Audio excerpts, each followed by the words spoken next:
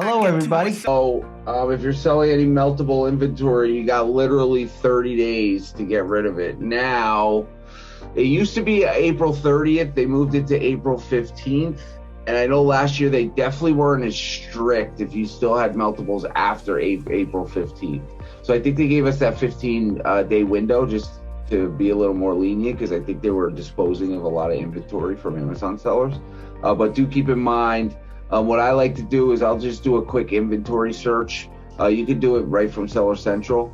I'll search keywords like gummies, chocolates, Hershey's. I'll search some of those brand names and keywords just so I'm making sure that any meltable listing I have, or you could even search meltable in Seller Central, download the file that has all the ASINs, and then export an inventory file and do a VLOOKUP and cross-reference what you have in stock that's meltable, that Amazon considers meltable, versus what you actually have selling. Does that make sense, everyone? After that date, they get rid of it. Like if you've got $10,000 worth of products and meltables and you haven't sold it, what do they do with it? So at first it goes into unfulfillable, and then if you have your automatic returns on, which most likely you do, it will pull it back to your warehouse, and if that doesn't happen, they will dispose of it. Okay. I bring this up because our first maybe 4 years in business, I'm talking, there's been years where we've had $60,000 losses from meltable products just because we didn't do it properly.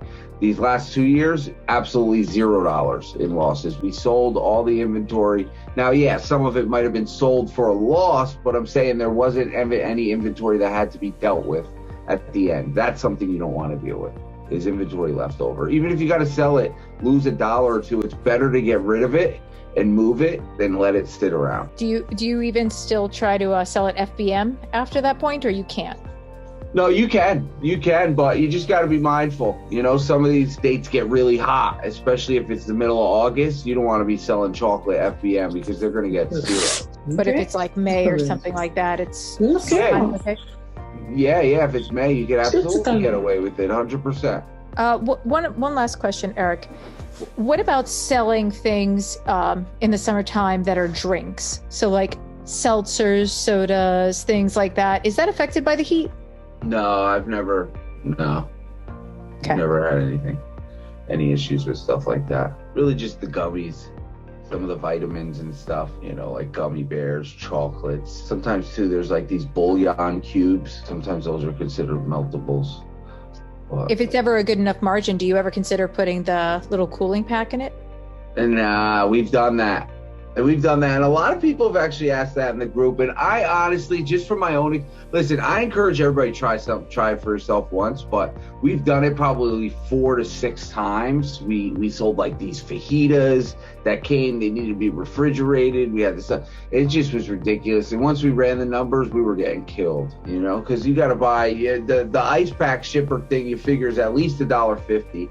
if not $2, right? And then you got to store it in the refrigerator. So you got to get someone to go upstairs and get it, or like wherever the fridge is. And then it's like the shipping, you can't do it's 6-day shipping. It's got to be there in like 24 hours, Wait, you mean that little ice pack doesn't last a week? No. And the problem, Delima, is it doesn't matter how much insulation and how much ice you pack in it or whatever you use. If it gets dropped off at 9 a.m. on the porch in Miami or Texas and they don't get home till 5 p.m. I'm shit out of luck.